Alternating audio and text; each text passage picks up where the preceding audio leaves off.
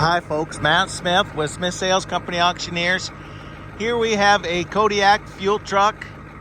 This is a single axle truck. It has good rubber all the way around. This was driven 30 some miles to the sales site, if not more. 3208 cat.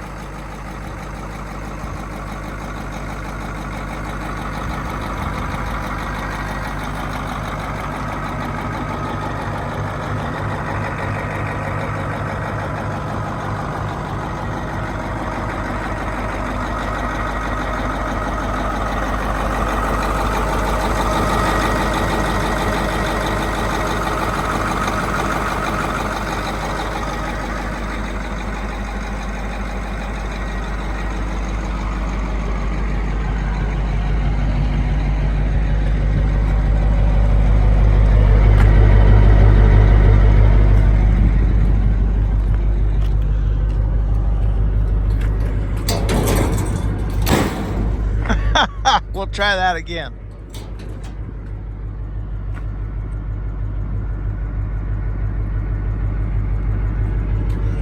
This was being used at a feedlot and they sold the feedlot, no longer need the truck.